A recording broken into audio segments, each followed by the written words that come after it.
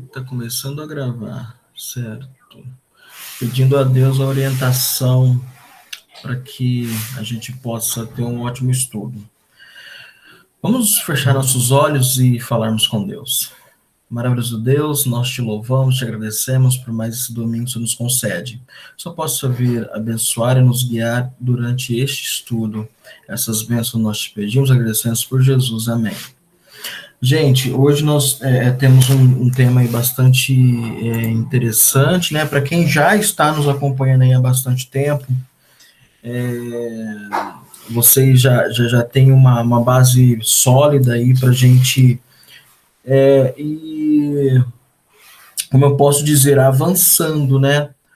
Porque é importante que você tenha acompanhado os estudos anteriores para que você possa entender os temas posteriores. E para aqueles que são novos aqui, a Débora, seja muito bem-vinda, Débora, você pode estudar os nossos temas anteriores através do nosso canal do YouTube, que eu já disponibilizei no nosso grupo, tá bom? É bastante interessante que você consiga assistir esses estudos para que você possa começar a formar uma base, né? Para a gente formar tijolinho por tijolinho, para a gente formar uma coisa bem sólida. E hoje nós vamos falar sobre a lei de Deus, né? A lei de Deus é um tema bastante importante na vida do ser humano, a começar que, conforme nós falamos no estudo anterior, a lei de Deus, ela é a norma do julgamento, né? Ela é a norma do julgamento. Nós estudamos ali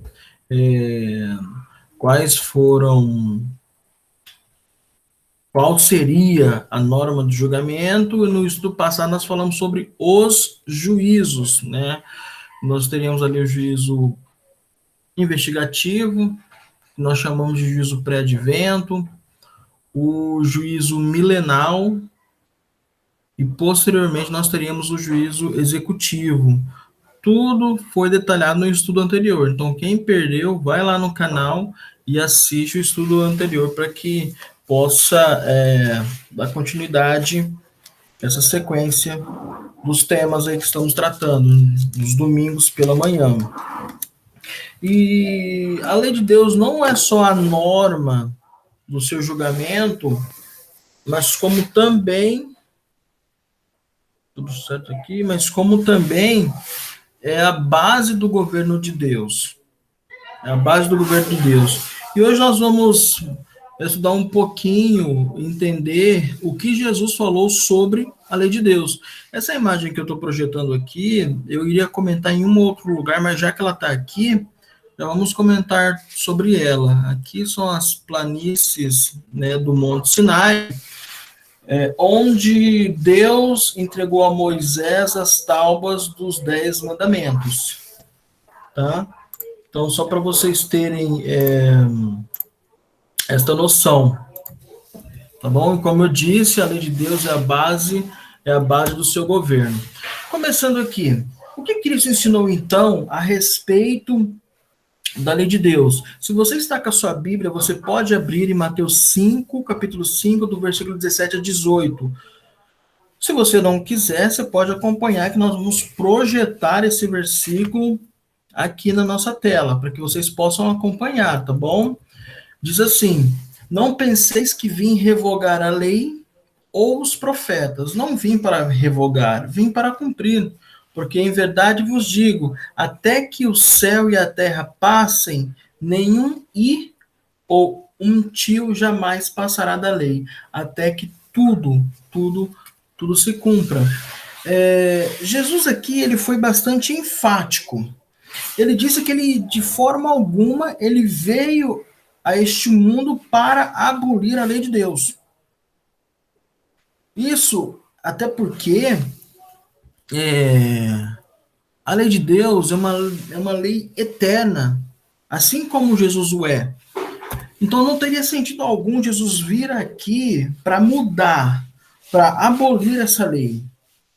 Ele veio tão somente para cumpri-la. Mas cumpri-la em qual sentido? dando o exemplo.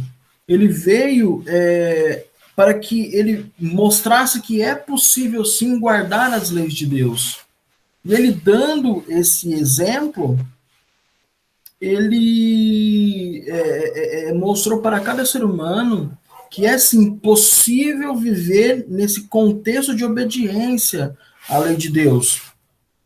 Ora, se Jesus não pudesse guardar a sua própria lei, nós já sabemos que ele também é o autor dessa lei moral, que são os 10 mandamentos. Jesus não pudesse cumprir, ele seria mais um pecador como nós e necessitaria, portanto, de um Salvador, como nós necessitamos, porque nós somos pecadores.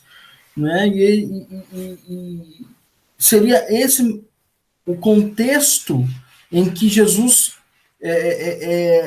se colocaria caso ele não conseguisse mostrar que era possível sim cumprir essa lei, né? E será que Jesus então ele guardou a lei de Deus, a sua própria lei? Será que enquanto ele esteve aqui, ele conseguiu guardar essa lei? Vamos deixar que os textos bíblicos nos respondam essas questões, né, esses questionamentos.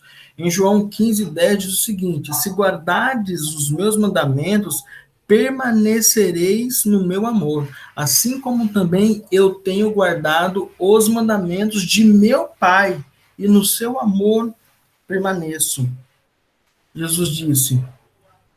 Ora, Jesus deixou aqui bem claro de que ele sim, ele guardou os mandamentos, ele guardou a lei de Deus. E mais ainda, ele declarou que aquele que guarda os mandamentos de Deus vive em harmonia com Deus, vive no amor de Deus. Então, quando Cristo esteve aqui, ele até porque na sociedade em que Cristo viveu, eles observavam os ensinamentos antigos, que eram aqueles ensinamentos que nós temos ali no Antigo Testamento. Aquelas leis dispostas ali no Antigo Testamento. Deixa eu ver aqui que eu acho que alguém está pedindo para entrar, só um minutinho. Olha a Maria aí, bom dia, Maria.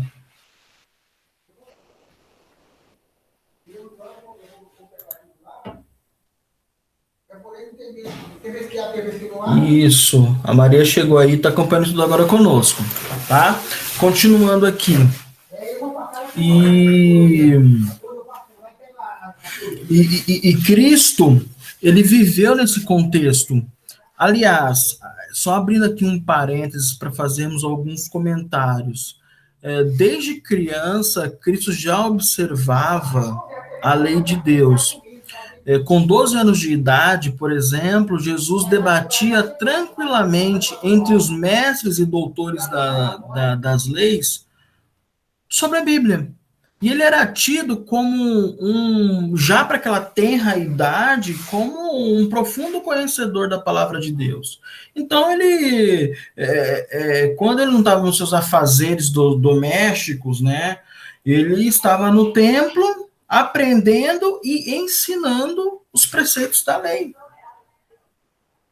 Não sei se vocês se recordam, se vocês já tiveram contato com esta passagem da Bíblia, que foi exatamente assim no momento em que Cristo ele se batizou, ele foi levado ao deserto, né, para ser tentado. E naquele momento em que ele foi tentado, Satanás utilizou de todo o seu ardil. Satanás começou ali um diálogo com Cristo, colocando à disposição de Cristo diversos textos bíblicos, fazendo com que, na tentativa de fazer com que Cristo pecasse.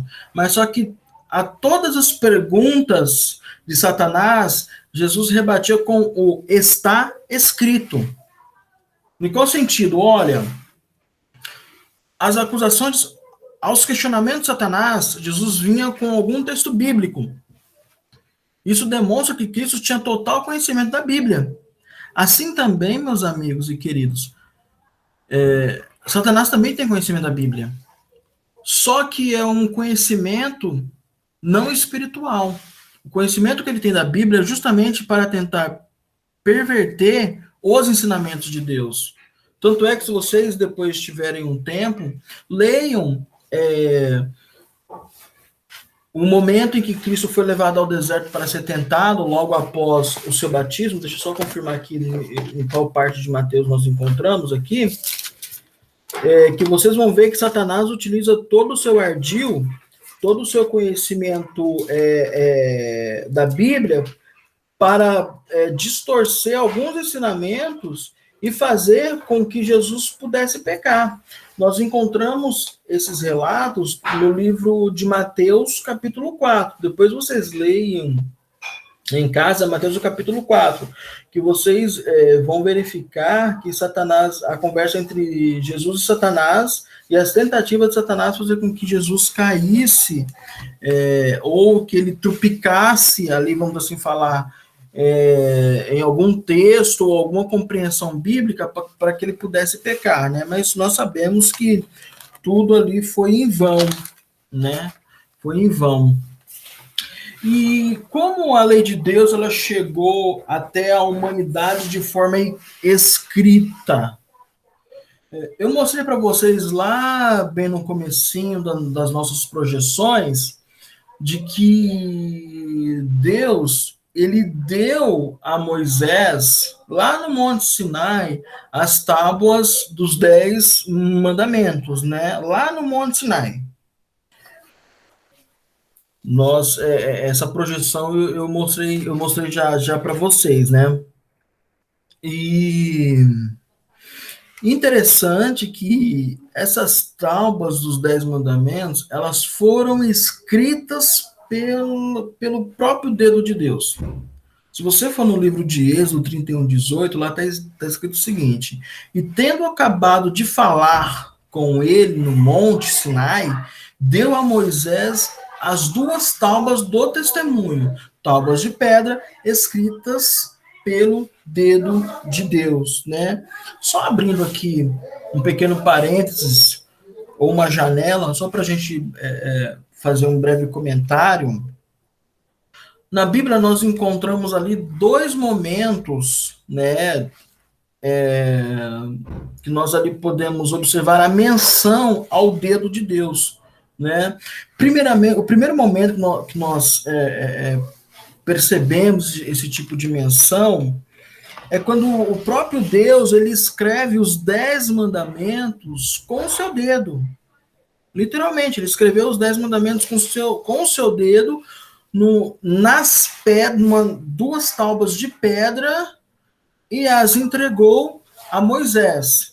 O segundo momento que nós verificamos ali a ação de Deus, utilizando assim, vamos assim falar, as suas mãos, os seus dedos, né, para fazer algo, foi quando Jesus esteve aqui na Terra. E Jesus foi chamado àquele episódio, àquela cena daquela mulher adúltera que foi pega em ato criminoso. Naquela época, adultério era tido como um ato criminoso. E naquele momento em que muitos queriam que Jesus julgasse e condenasse aquela mulher, Jesus apenas se abaixa e começa a escrever com seus próprios dedos os pecados de todos aqueles homens e mulheres que queriam que a mulher adúltera fosse morta, inclusive os próprios pecados da mulher adúltera, porque Jesus não estava passando pano para ninguém. E Jesus ali escreve no chão o pecado de cada um, até que eles viram que eles foram pegos também em falta. Eles quem? Os julgadores. Que eles foram pegos em faltas e um por um saiu porque eles ficaram envergonhados. Diz um certo ditado de que aquilo que é eterno, Deus escreveu em pedras. Nas pedras, na verdade, não nas pedras, que foram os 10 mandamentos. E aquilo que é efêmero, é passageiro, que logo se apaga, que são os nossos pecados, Cristo escreveu no chão, na areia, no pó, que logo o vento dissipa e nós não temos mais nenhuma notícia desses pecados, eles não são mais lembrados, né? E não mais há registro desses pecados. Ainda sobre esse tema, aí vocês provavelmente devem estar perguntando, ok, as tábuas dos 10 mandamentos foram entregues a Moisés, por que nós não a temos hoje? Nós sabemos que elas foram entregues a Moisés, e elas foram postas dentro da Arca da Aliança, que a Arca da Aliança tem uma simbologia muito importante no contexto do santuário. Acredito que em algum momento nós vamos dar sobre o santuário. As tábuas dos 10 mandamentos foram colocadas dentro, né, da Arca da Aliança e deixada dentro do santuário. Se você pegar os livros de história, nós não vamos entrar aqui com muitos detalhes, mas nós vamos ter um estudo que nós vamos conversar sobre profecias, e nós vamos estudar a estátua de Daniel, todos aqueles reinos que representam, que são representados ali na estátua. Antes de Nabucodonosor invadir Jerusalém, alguns judeus, para que a Arca da Aliança não caísse nas mãos dos inimigos, alguns judeus pegaram aquela Arca da Aliança e a esconderam. Só que até hoje a gente não sabe onde essa arca está, ela não foi encontrada. Mas a verdade é que as tábuas dos 10 mandamentos que estavam dentro da arca, aqueles ensinamentos ali escritos pelos dedos de Deus, eles foram transcritos para um papel e esse papel foi passado de geração em geração e chegou a nós hoje através da Bíblia. E isso nós temos esse relato histórico. Por que hoje nós não temos essas tábuas dos 10 mandamentos escritas, dos 10 mandamentos, né, que foram escritos pelo dedo de Deus. Como aqui nós podemos ver, né, nessa imagem, que de fato os 10 mandamentos eles foram escritos pelos dedos de Deus. E o que Jesus então ensinou sobre a obediência aos 10 mandamentos? Será que nós devemos ou não obedecer aos mandamentos de Deus? Será que Jesus, assim, nós já vimos aí, né? Nós já estudamos que o próprio Jesus obedeceu sim os mandamentos de Deus. Ele mesmo declarou isso, mas e o que ele ensina um pouco mais profundamente sobre a obediência aos mandamentos? No livro de João, capítulo 14, versículo 15, e depois do versículo 21, nós encontramos algumas declarações de Jesus sobre os mandamentos. Ele diz assim: se me amais, guardareis os meus mandamentos. Jesus já foi direto ao ponto. Guardar os mandamentos de Deus nada mais é do que a minha relação para com Deus. No versículo 21 do João 14, Jesus continua: aquele que tem os meus mandamentos e os guarda, esse é o que me ama, e aquele que me ama será amado por meu Pai. E eu também o amarei e me manifestarei a ele. Amigas, nós estamos aqui dentro de um contexto de obediência. Obediência à lei de Deus é um fruto desenvolvido pelo nosso processo de santificação diário. É um relacionamento. Nós não guardamos os mandamentos de Deus para sermos salvos. Nós guardamos os mandamentos de Deus porque nós já estamos salvos. Aquele que procura guardar os 10 mandamentos para ser salvo está praticando o legalismo, está procurando fazer o impossível. Nós vamos comentar com mais detalhes que a lei, ela não salva, ela não pode salvar. A lei tem outro papel. Mas aqueles que buscam guardar a lei de Deus para serem salvos, estão tentando fazer o impossível. Isso porque nós convivemos com a presença do pecado. Eu já enfatizei bastante no estudo anterior que conviver com a presença do pecado não quer dizer que ele vai ser o meu amigo íntimo. Não quer dizer que eu tornar-me-ei um pecador costumaz. Um pecador que ama o pecado. Obviamente, enquanto aqui estivermos e tivermos que lidar com a natureza pecaminosa, um ou outro momento nós vamos cair.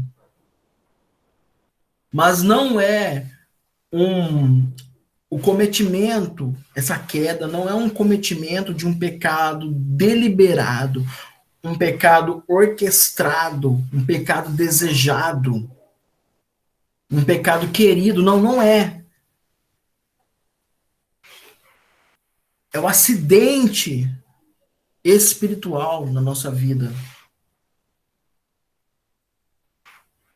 E claramente, se assim pecarmos, Cristo, é claro, se nós confessarmos também, ele é fiel e justo para nos perdoar os pecados.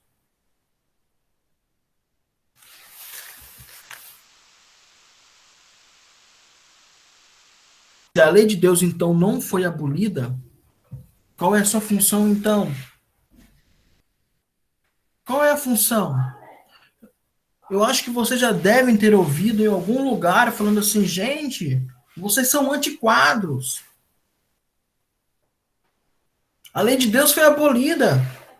A lei do Antigo Testamento foi toda abolida. Cristo veio aqui na terra e com sua morte na cruz aboliu todo o Antigo Testamento.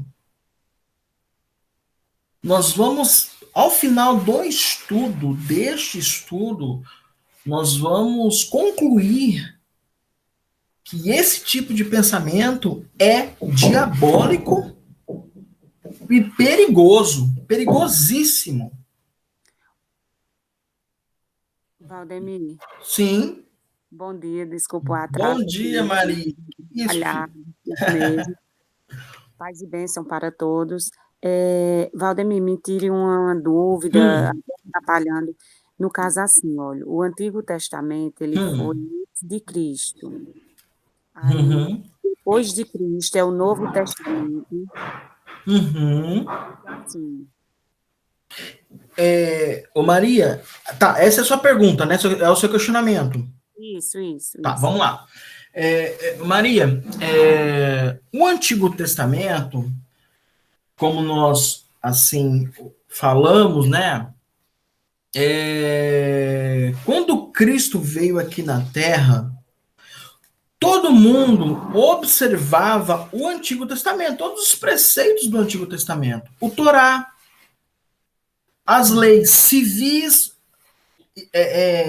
observadas ali no Torá, as leis de saúde, as leis de propriedade, os 10 mandamentos.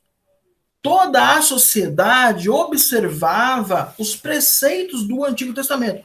Para falar a verdade para você, essa questão de dividir Antigo e Novo Testamento é só por questão didática. Não quer dizer que um é mais importante que o outro.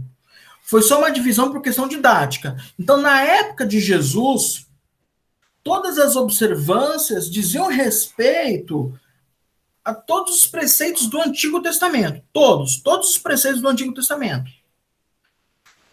Quando Cristo morreu, ressuscitou e foi para os céus, os discípulos continuaram pregando o evangelho. Aí nós tivemos a produção do Novo Testamento. Tanto é que o Novo Testamento ele foi escrito 10, 20, 30 anos após a morte de Cristo. Ele foi concluído, começou a ser escrito assim, escrito e concluído. Então, assim, nós temos uma ordem, vamos assim falar, cronológica. Nós temos lá Antigo Testamento, começando de Gênesis, contando a história dos nossos primeiros pais, Adão e Eva, aí nós passamos ali pelos patriarcas, né, que foram ali Abraão, Isaac, Noé, Jacó, etc. Aí nós continuamos nessa linha do tempo, passando por profetas e reis, né, todos aqueles reis do Antigo Testamento. Aí nós temos um silêncio sepulcral aí de aproximadamente 400 anos, sem nenhuma revelação. Aí continuamos ali, adentrando agora no Novo Testamento, né, que foi com o nascimento de Cristo.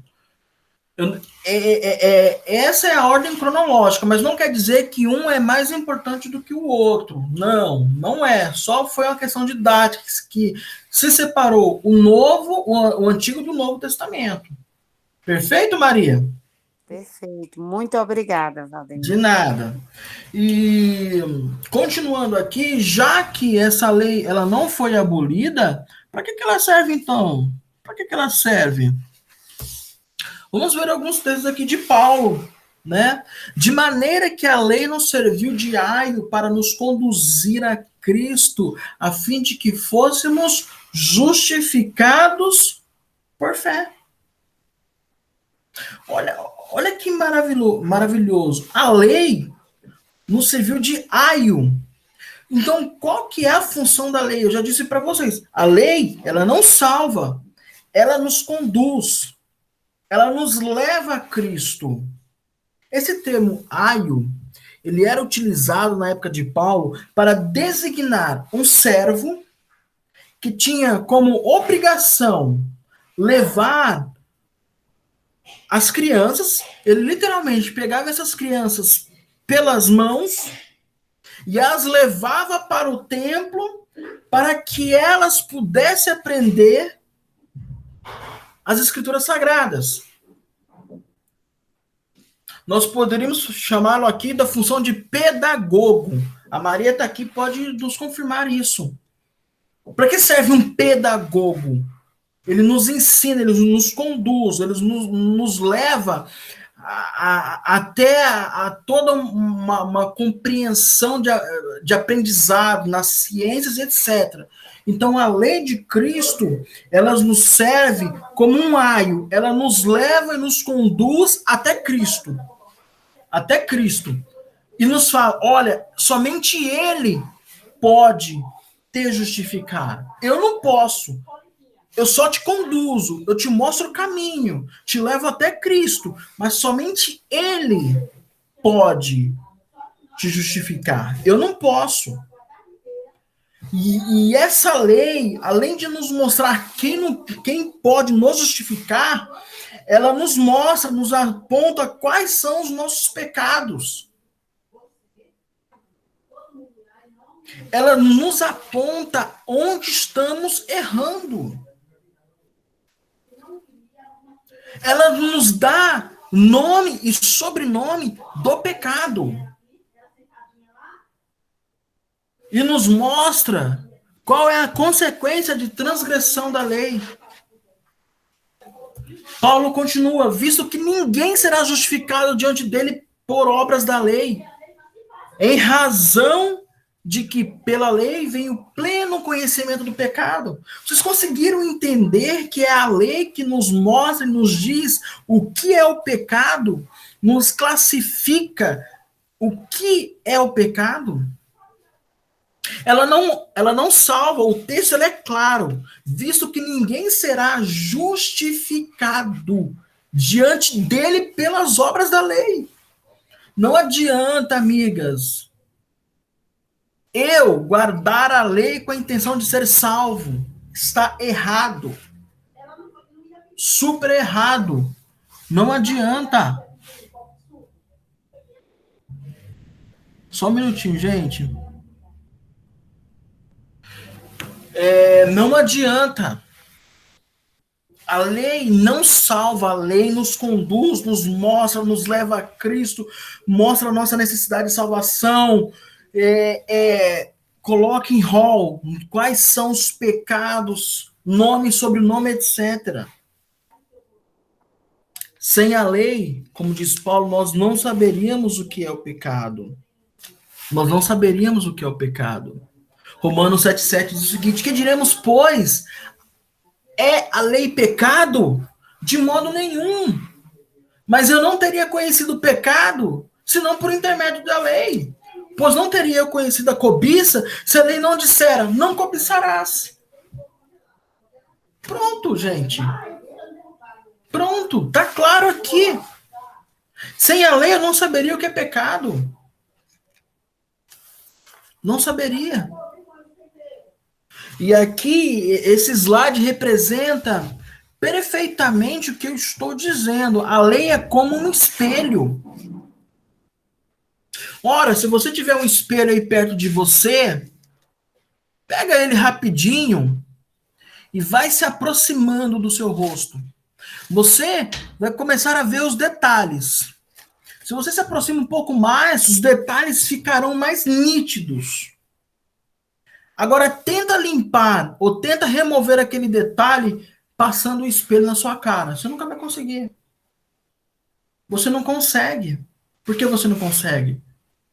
Porque a lei, eu guardar a lei para ser salvo, ela não me serve.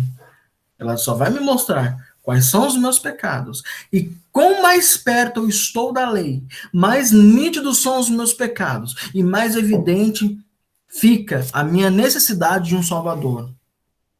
Essa é a principal função da lei. Ela nos mostra a sujeira, mas ela não pode limpá-la. Jesus, ele morreu em nosso lugar porque nós quebramos a lei. Porque nós quebramos a lei. Jesus morreu em nosso lugar porque a lei não poderia ser mudada por conta das nossas transgressões. Ele pagou o preço da transgressão, um preço muito caro. Qual será então a norma usada por Deus em seu juízo? Já comentamos, apenas vamos projetar alguns textos só para confirmar, para dar base naquilo que nós estamos falando. O livro de Tiago, capítulo 2, diz assim: pois qualquer que guarda toda a lei, mas tropeça em um só ponto, se torna culpado de todos. Portanto, aquele que disse, não adulterarás, também ordenou, não matarás. Ora, se não adulterarás, se não adulteras, porém matas, vens a ser transgressor da lei. Falai de tal maneira e de tal maneira procedei como aqueles que hão de ser. Como aqueles que hão de ser. Interessante a gente perceber que algumas pessoas dizem que nós vamos, no próximo estudo, nós vamos falar especificamente sobre o sábado. Mas algumas pessoas falam, olha, você não precisa guardar o sábado. Você pode fazer outras coisas. Mas não precisa guardar o sábado, ele foi abolido. Gente, mas o texto aqui é claro. Pois qualquer que guarda toda a lei, mas tropeça num só ponto, será culpado de todos. É sério, é muito sério e muito preocupante isso que eu estou falando para vocês. Não adianta eu não matar, não furtar, não roubar, não cobiçar, não adulterar se eu não guardo o sábado. Nós poderíamos comparar a lei de Deus a uma corrente. A uma corrente. Como que você quebra uma corrente? Basta destruir um elo. Você inutilizou toda a corrente. Não adianta eu guardar os 9 mandamentos e esquecer de um. Ou guardar 5 e esquecer de outros 5. Por quê? Não funciona, não dá. Ah, mas eu li uma vez lá em João 13:14 que Jesus nos deu somente 2 novos mandamentos. Se você for lá em João 13:34, desculpa, João 13:34, ele diz assim, né? Novo mandamento vos dou, amai-vos uns aos outros como eu vos amei. Assim também deveis amar uns aos outros. Nisso conhecerão... Não é isso daqui não. Peraí que eu vou achar aqui, ó. Eu acredito que eu anotei. João capítulo 13, versículo 34, Novo mandamento vos dou, amais uns aos outros como eu vos amei. Assim também deveis amar. Mas não é isso daqui não. Peraí que eu vou achar aqui.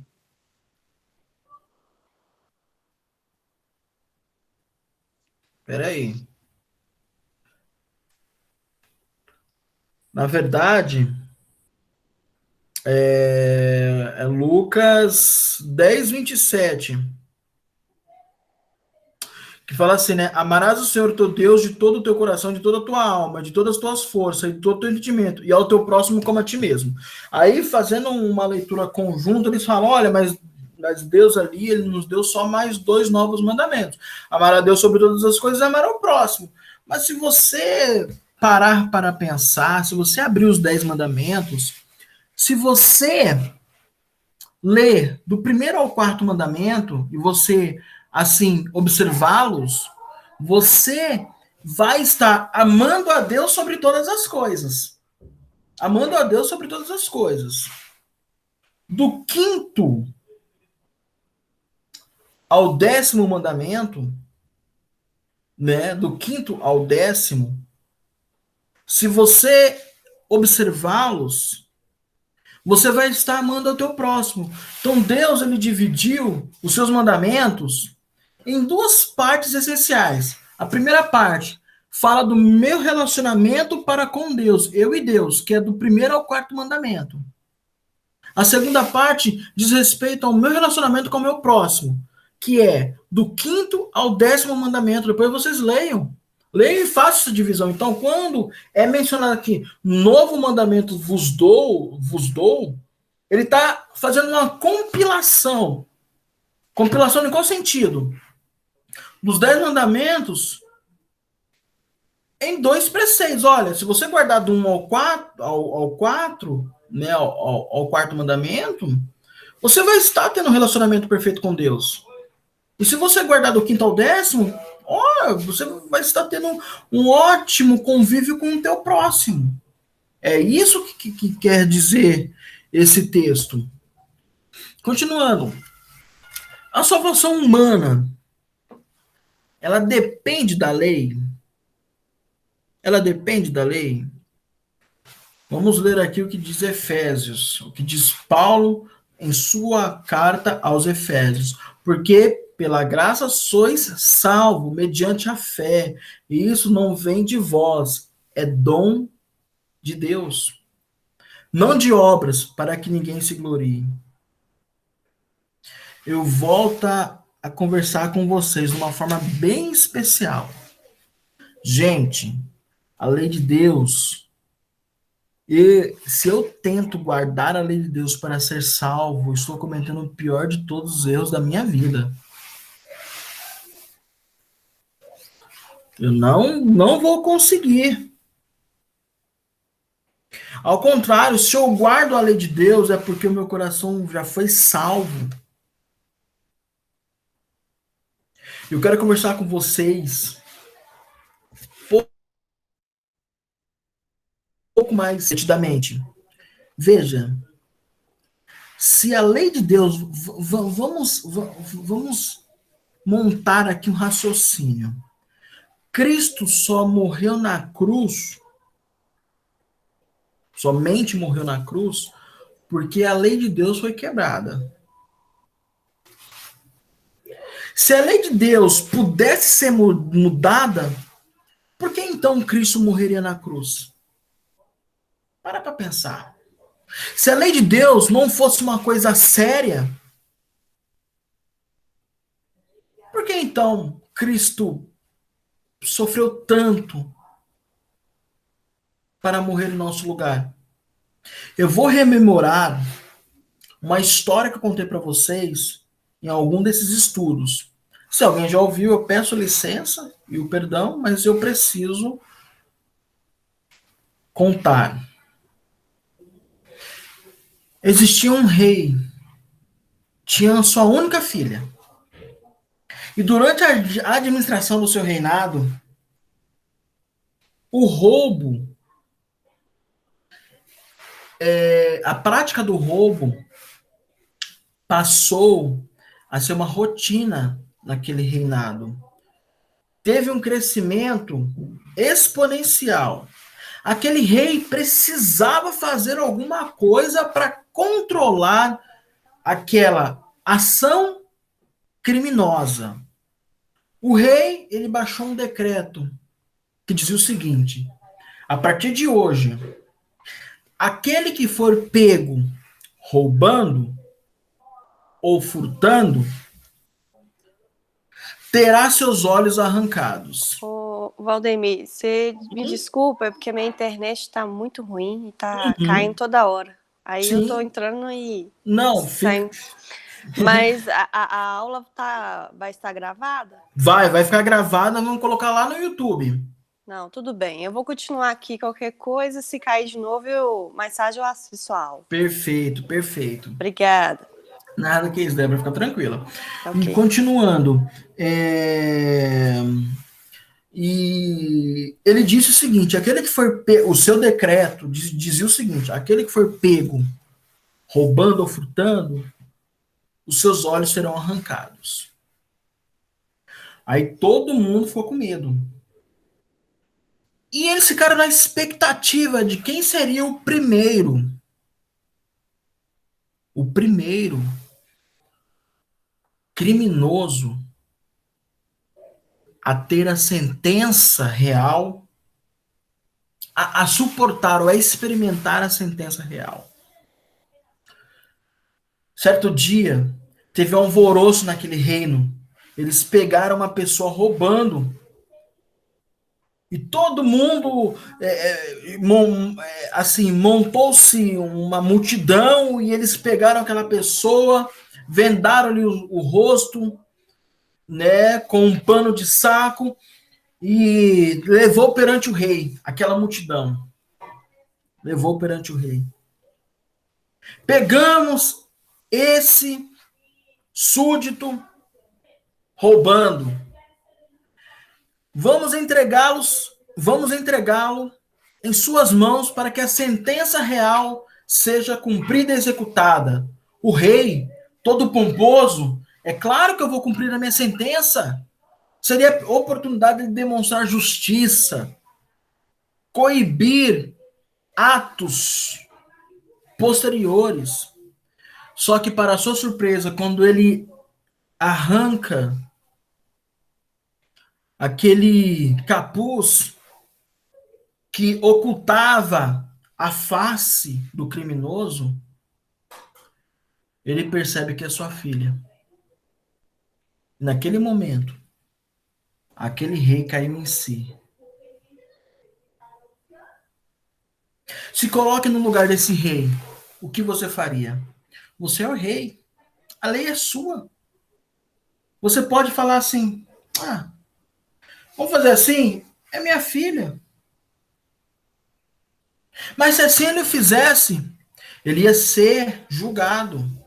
Ora, se fosse a filha do padeiro, certamente ele arrancaria os olhos, mas porque é sua filha, ele não vai arrancar os olhos. E aquele rei ficou naquele dilema: o que fazer? O que fazer? Aquele rei, depois de pensar muito, foi perante a multidão e disse: são 2 olhos que a lei requer, 2 olhos ela vai ter. Arranque os meus. Foi isso que aquele rei fez. Amigas, quando Adão e Eva pecaram, Deus tinha 3 opções. Qual seria a primeira opção? Mudar a lei. Era muito fácil. Gente, eu falei que não era para comer daquela árvore, correto? Ah, mas olha, eu vou anular e eu vou colocar que é uma outra árvore. Simples. Deus poderia mudar a lei. Deus poderia tomar uma segunda atitude, ou ele teria uma segunda opção.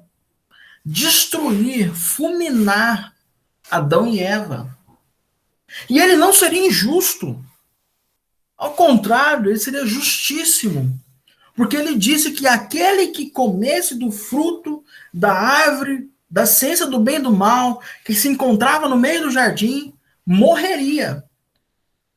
Se Deus executasse a sentença, ele seria justo demais. Justíssimo. Só que ele tinha uma terceira opção.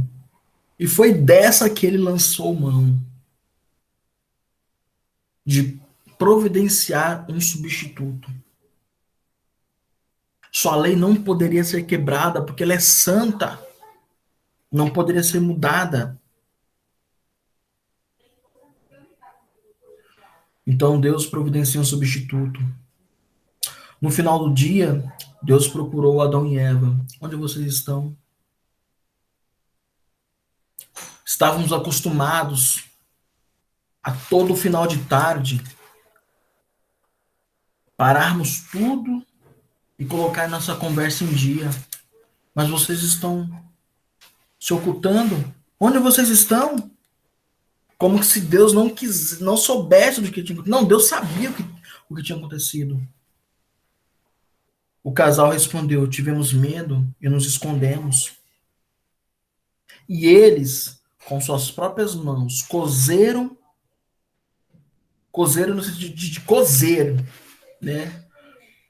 Folhas de figueira para tampar, para cobrir a nudez que representava ali os pecados. Mas Deus, por meio de um cordeiro substituto, fez uma vestimenta. Uma vestimenta. E aqui nós vemos o primeiro spoiler do plano da salvação. Alguém... Valdemir. Sim?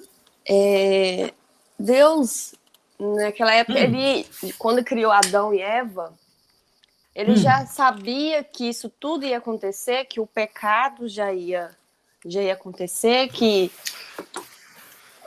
quando ele falou que não comereis o fruto da árvore, ele já sabia que isso tudo ia acontecer? Débora, parece um pouco contraditório eu te falar. Sim. Mas Deus, ele é onisciente, onipresente, onipotente. Ele sabia sim. Ele sabia sim que tudo isso ia acontecer. Absolutamente tudo. Mas só que Deus, ele não interfere em nossas escolhas. Mas veja bem, eu vou te dar um exemplo. Vamos imaginar, Débora,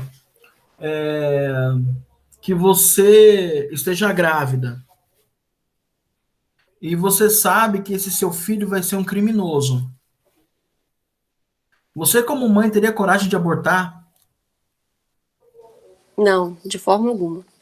De forma alguma, mas você sabe que ele vai ser criminoso. Uhum. Você vai tentar ao máximo ajudar ele Sim. a tomar outros rumos. Então você me falava, mas por que então Deus criou Adão e Eva sabendo que eles iriam pecar?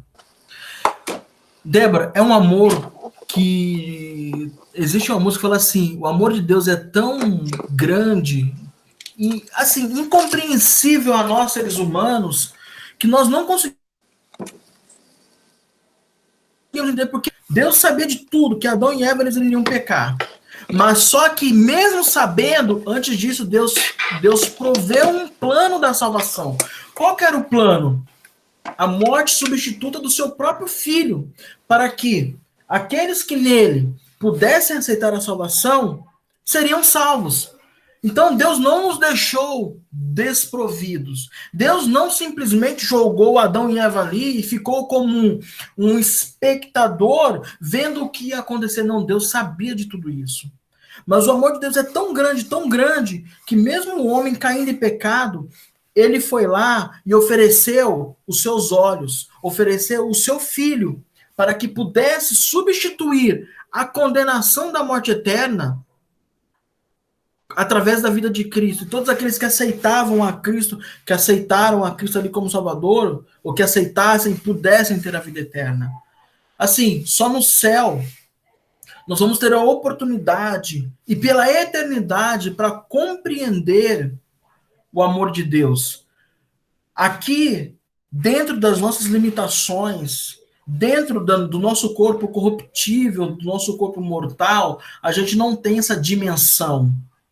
Tanto é que o mais próximo, vamos assim falar, não próximo, mas se você quer ter um vislumbre do que é o amor de Deus, um vislumbre assim, de uma forma bem, assim, vamos falar acinzentada, é o amor da mãe para com o filho. Eu te questionei, mesmo você sabendo que teu filho seria um assassino, você teria coragem de abortar? Você falou que não, porque você tem um amor, né? Então o amor do ser humano se aproxima mais do amor de Deus, o amor de mãe, mas o amor de Deus é infinitamente maior do que o amor de mãe. Até porque na Bíblia fala que ainda que a tua mãe te esqueça, eu nunca te esquecerei. Ainda que tua mãe te abandone, eu nunca te abandonarei. Mas Deus sabia de tudo, sim. Ele sabia de tudo. E mesmo sabendo, ele providenciou a morte do seu filho, seu único filho, para que todos aqueles que nele crescem não perecessem, mas que tivessem a vida eterna. E naquele contexto ali do céu, através do Cordeiro, já prenunciando a morte de Cristo quando ele viesse aqui à Terra, aquele Cordeiro, ele foi morto para que aquele primeiro casal pudessem ter as vestes adequadas para que eles pudessem tampar a sua nudez e tampar o seu pecado. Em suma, tudo aquilo apontou para o sacrifício de Cristo lá na cruz. Tudo. Cristo, ele morreu para cobrir os meus e os seus pecados. Que evangelho! Que evangelho! A segunda chance daquele primeiro casal e a nossa segunda chance custou o Filho de Deus. Custou Cristo. Em Isaías 53, 6, diz assim: todos nós andávamos desgarrados como ovelha, cada um se desviava pelo seu caminho, e o Senhor fez cair sobre ele que é em Cristo, a iniquidade de nós, de todos nós. Ele foi oprimido e humilhado, mas não abriu sua boca, como o cordeiro foi levado ao matadouro, e como ovelha muda perante seus tosquiadores, ele não abriu a sua boca. A segunda chance custou o Filho de Deus. Amadas, a esperança de salvação se centraliza na cruz de Cristo. Por isso que aquele verso de João 3,16, porque Deus amou o mundo de tal maneira que deu seu Filho unigênito, para que todo aquele que nele crê não pereça, mas que tenha a vida eterna. Por isso que esse é o verso central da Bíblia. Se a Bíblia não existisse, e existisse só esse verso, entenderíamos perfeitamente o plano da salvação. Perfeitamente. Jesus, ele só foi para a cruz porque a lei de Deus, ela é eterna, ela é imutável, ela é inquebrável. Ela não pode ser mudada. A obediência a essa lei é uma expressão de gratidão, É uma expressão de amor, uma expressão de reconhecimento que fomos salvos em Cristo. E essa graça um dia nos alcançou. Cristo só foi para o Calvário porque sua lei foi quebrada. Não era para Cristo estar lá. Não, não era. Não era para Cristo ter morrido, mas ele morreu. Vocês sabem por que diversas vezes é relatado na Bíblia, especialmente ali nos livros de Mateus, Marcos e Lucas, quando vem falando sobre a crucificação de Cristo. E quando é mencionado que diversas vezes Cristo caiu, ele carregando aquela cruz, ele tropeçava e caía. Sabe por quê? Porque aquela cruz não foi feita para ele. Aquela cruz tinha as medidas de Barrabás. Não, ela não tinha as medidas de Cristo. A cruz que Cristo carregou não era dele, era a minha, era a sua cruz. No Calvário, na cena que vocês estão vendo aí, a cena que está sendo projetada, nós encontramos três cruzes. Três cruzes que têm simbologias diferentes. A cruz à direita representa o pecador convertido, vulgo o bom ladrão. Óbvio, quem é ladrão não é bom, mas ele é chamado comumente na Bíblia como bom ladrão. Eu prefiro chamá-lo de o pecador convertido. E naquela cruz havia alguém morrendo para os seus pecados. A cruz à direita. Na cruz à esquerda havia um ser humano, um pecador, que não aceitou a graça. E ele estava morrendo no seu pecado. A cruz central, que é a cruz de Cristo, nós vemos ali um Deus homem, que estava morrendo por causa do pecado. Para que a condenação do pecado não nos atingisse. Qual é a condenação do pecado? A morte eterna. Paulo bem disse, pois o salário do pecado é a morte eterna. Amados, se a história desse homem não muda a minha e a sua vida, nada mais mudará. Cristo morreu a nossa morte, para que nós morrêssemos para o pecado. Cristo foi tratado como nós merecíamos, para que nós tivéssemos o tratamento que ele tinha direito.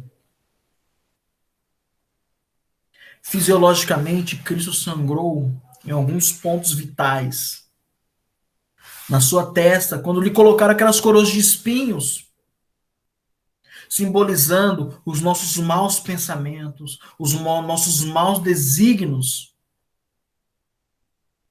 Em suas mãos, Cristo sangrou em suas mãos, quando aqueles afiados pregos transpassaram as suas mãos, sangrando ali, sangrando-as, né?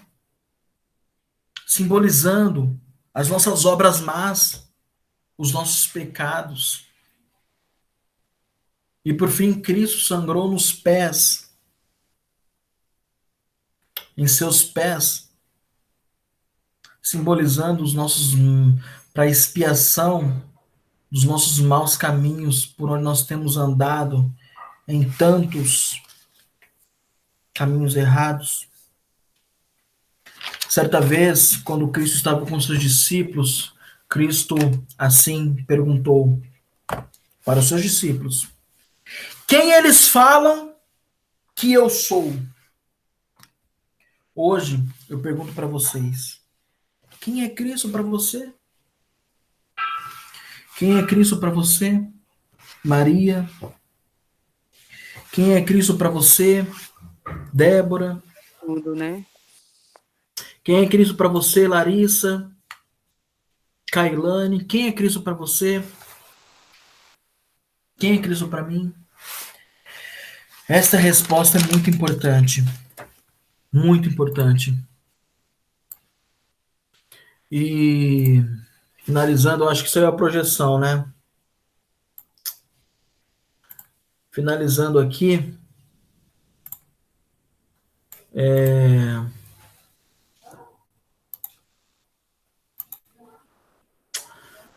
eu convido vocês para que vocês tomem a mais linda decisão da vida de vocês.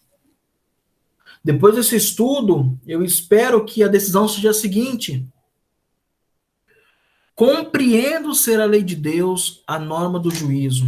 Buscarei pela graça de Cristo poder para viver esses princípios como uma demonstração de amor e gratidão pela salvação em Cristo. Essa é uma importante decisão que nós devemos tomar em nossas vidas. E por aqui nós finalizamos o estudo. Agradeço muito pela presença de vocês, tá? Que Deus possa abençoá-las ricamente. E quem perdeu os estudos anteriores, faça uma visitinha no nosso canal no YouTube, eu vou deixar novamente no nosso grupo, e vale a pena você assisti-los. Vale muito a pena, tá bom? Muito obrigado mesmo, Kailane. Deus, realmente é um estudo que eu também me refleti muito, muito, muito, né? Eu sempre me preparo aqui antes do estudo, e isso tem me ajudado bastante. Eu reflito muito quando eu vou estudar.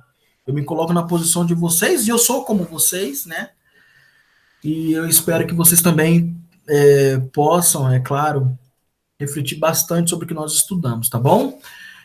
Gente, muito obrigado. Um feliz domingo para vocês, uma feliz semana. E nos vemos no próximo encontro, tá bom? Fiquem com Deus. Tchau, tchau. Tchau, amém, Valdemir. Amém, tchau.